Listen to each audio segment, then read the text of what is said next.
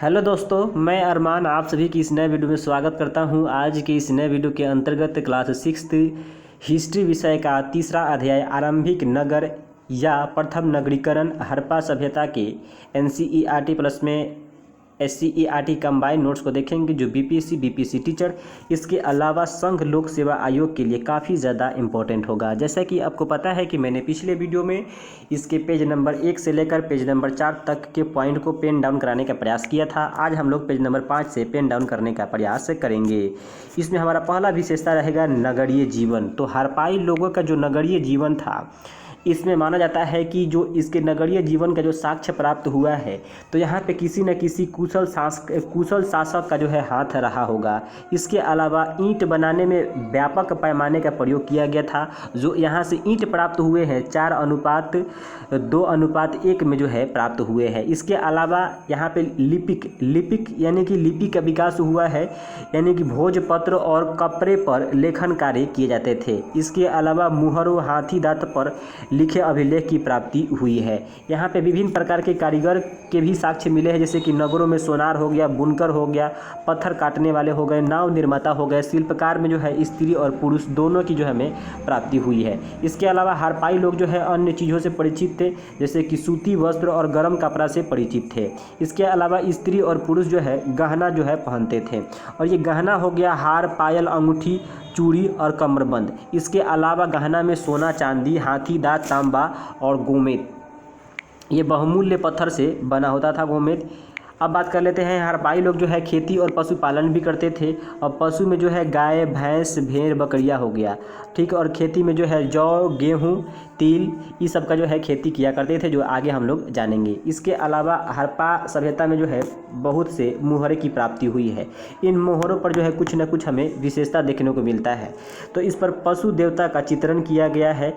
ये जो है मुहरे जो प्राप्त हुए हैं, अधिकांश मुहरे ये धनी लोग जो है रखते थे अपने निजी संपत्ति के लिए। इसके अलावा जानवरों की इस पर जो है सुंदर कलाकृतियाँ किया गया है। 2-4 शब्द इस पर जो है गुथे हुए हैं। और खिलौने जो है यहाँ से प्राप्त हुए हैं हड़प्पा सभ्यता से। तो छोटे चक्के वाली बैलगाड़ी मिला हुआ है, पशु मूर्तियाँ की प्राप्ति हुई है, पासे का खेल लोग खेला करते थे। अगला विशेषता है हड़प्पा सभ्यता की वस्तुएं। जो हड़प्पा सभ्यता के वस्तुएं हैं अधिकांशतः पत्थर, शंख, तांबे, सोने और चांदी से बने हुए थे। तांबा और कांसे से जो है औजार, हथियार, गहने, इसके अलावा बर्तन बनाए जाते थे। और जो सोना और चांदी हो गया, सोना चांदी से गहने बनते थे, इसके अलावा महंगे महंगे बर्तन भी बनते थे। और सबसे आकर्षक वस्तु में हमारा मनके हो गया, इसके अलावा बाट, फलक। जो मनका है या मनके हैं, ये कार्निलियन पत्थर से तैयार किया जाता था। और जो बाट हो गया, ये चाट पत्थर से तैयार किए जाते थे। और ये चाट हो गया बहुमूल्य पत्थर और धातुओं के मिश्रण से ये बनता था। अब मोहनजोदड़ो के बारे में कुछ विशेषता दिया गया है। हड़प्पा सभ्यता का एक महत्वपूर्ण शहर है मोहनजोदड़ो। मोहनजोदड़ो पत्थर से बनी यहाँ से एक वस्त्र की हमें प्राप्ति हुई है, जिस पर कढ़ाईदार वस्त्र यानी कि जो कढ़ाई किया हुआ वस्त्र होता है, उन वस्त्रों की प्राप्ति भी हमें मोहनजोदड़ो से हुई है। चांदी के एक फूलदान के ढक्कन की हमें प्राप्ति यहाँ से मिला हुआ है।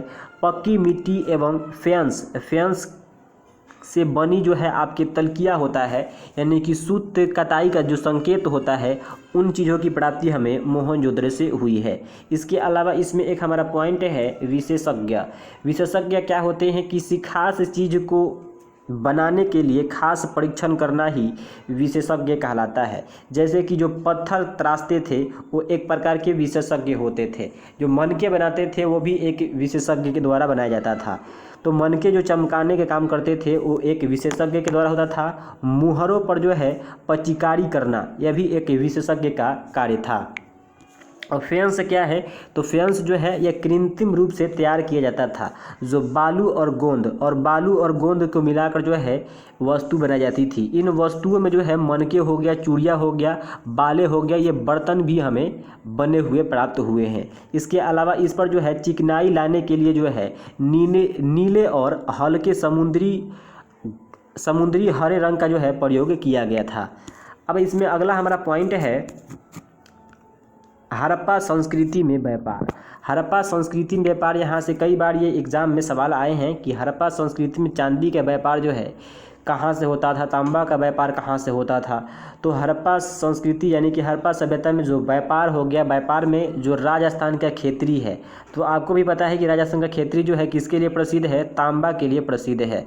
तो हड़प्पा सभ्यता में जो है जो तांबा का जो व्यापार होता था वो राजस्थान के खेतरी से होता था। इसके अलावा जो अन्य देश जैसे कि बात कर लेते हैं विदेश, तो विदेश के ओमान से भी जो है तांबा का व्यापार होता था। कर्नाटक के कोलार से सोना का जो है व्यापार होता था। अफगानिस्तान के वध खसा से वैदू मनी जो है लाया जाता था। इसके अलावा जम्मू कश्मीर से लकड़ी की प्राप्ति होती थी, लकड़ी के जो है व्यापार होता था। अफगानिस्तान एवं ईरान से चांदी और टीन का व्यापार होता था। फिरोजा गुजरात से समुद्री उत्पाद यानी कि सीपिया को मंगवाया जाता था। एक इसमें शब्द दिया गया है SCERT में, मेलुहा की चर्चा जो है वो मेसोपोटामिया के अभिलेख में किया गया है। मेसोपोटामिया के अभिलेख में जो है मेलुहा शब्द का चर्चा है, और जो मेलुहा शब्द है ये सिंधु क्षेत्र का प्राचीन नाम है। अब हम इसमें देखेंगे एक और विशेषता, हड़प्पा सभ्यता का जो है धार्मिक जीवन कैसा था।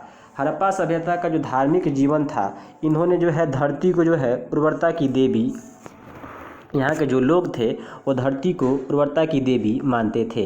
साथ ही साथ भूत प्रेत जादू टोना में विश्वास करते थे। मंदिर का साक्ष्य यहाँ से प्राप्त नहीं हुआ है। हड़प्पा सभ्यता के किसी भी शहर से मंदिर का साक्ष्य प्राप्त नहीं हुआ है। वृक्ष हो गया और पशु की पूजा यहाँ पे की जाती थी। इसके अलावा लिंग पूजा भी यहाँ पे किया जाता था। और जो यहाँ के मृतक शरीर होते थे, यानी कि जो मरे हुए जो आपके शरीर होते थे, उनको दफनाते एवं जलाते दोनों कार्य करते थे। इसके अलावा मातृ देवी की यहाँ पे पूजा होती थी। चित्रित देवता पशुपति महादेव के भी यहाँ पे पूजा होता था, ऐसा सब माना गया है। धौलावीरा, एक और महत्वपूर्ण यहाँ का शहर धौलावीरा गुजरात के उत्तर पश्चिम में खादिर बेट के किनारे अवस्थित है। यहाँ पे साफ पानी और उपजाऊ जमीन के साक्ष्य हमें प्राप्त हुए हैं। और ये धौलावीरा जो शहर है, ये संपूर्ण शहर जो है 3 भागों में बटा हुआ है, जबकि आपको पता है कि हड़प्पा सभ्यता के अधिकांश शहर जो है 2 भागों में बटे हुए थे, लेकिन यह एकमात्र शहर है धौलावीरा जो 3 भागों में बटा हुआ है। एक जो है हम बोलते हैं गड्ढी, और एक मध्य नगर और निचला नगर। यहाँ से इम्पोर्टेंट बात यह है कि जो निचला नगर है ये किलाबंदी नहीं किया हुआ, जबकि ये गड्ढी हो गया और मध्य नगर हुआ, यह किलाबंदी किया गया है।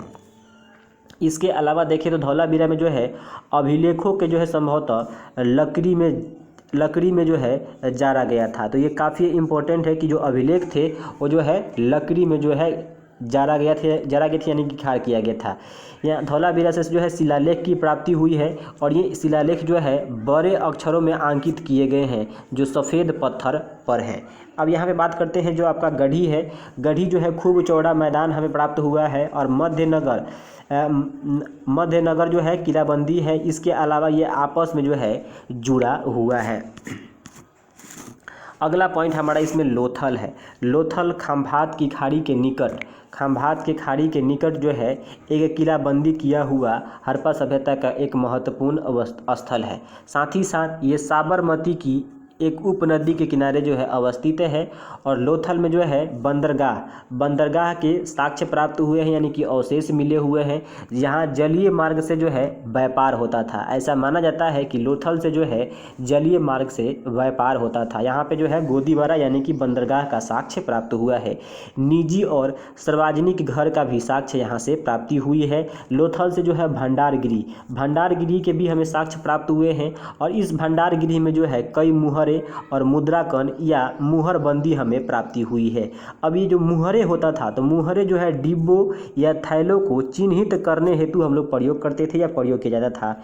इसके अलावा गीली मिट्टी पर जो है दबाकर जो हम छाप उतारते हैं, जिसे में किसी चीज़ का 2 कॉपी करते हैं, उसी को बोलते हैं मुहरबंदी या मुद्राकन।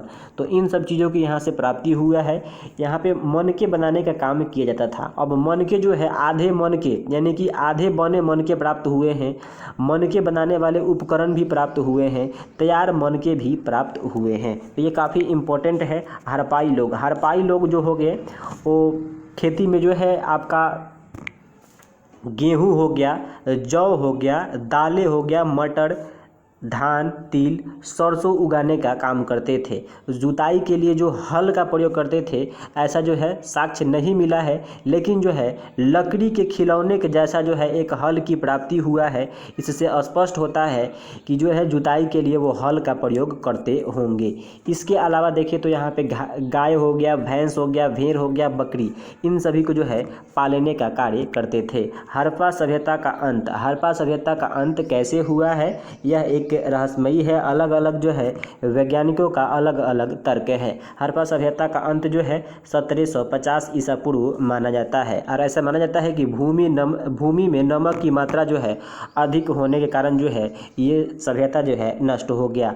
कई विद्वान मानते हैं कि बाढ़ ने शहरों को डुबो दिया।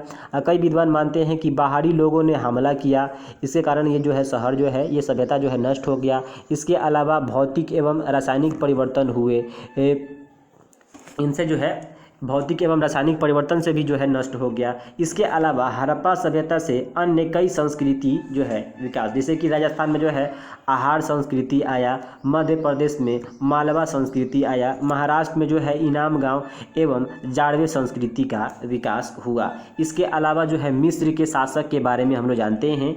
तो मिस्र के शासक जो है सोना, चांदी और हाथी दांत, लकड़ी और हीरे जवाहरात जो है लाने के लिए अपनी सेना को जो है दूर दूर भेजते थे। और जो बड़े बड़े जो मकबरे देखते हैं, बड़े बड़े मकबरे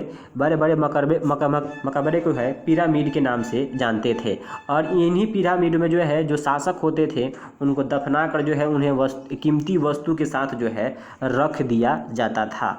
और ऐसा यह भी माना जाता है कि 100 दफनाने में सबसे ज़्यादा खर्च करने वाला जो आपका शहर था तो आपका मिस्र ही था। तो मिस्र सबसे ज़्यादा जो 100 दफनाने में जो है ज़्यादा खर्च करने वाला जो है आपका देश है मिस्र। काफ़ी ये इम्पोर्टेंट है। तो अगर आपको अच्छा लगा है तो वीडियो को लाइक कीजिए। इसी के साथ हमारा चैप्टर नंबर 3 जो है समाप्त हो गया। मिलते हैं किसी अगले वीडियो के साथ, तब तक के लिए धन्यवाद।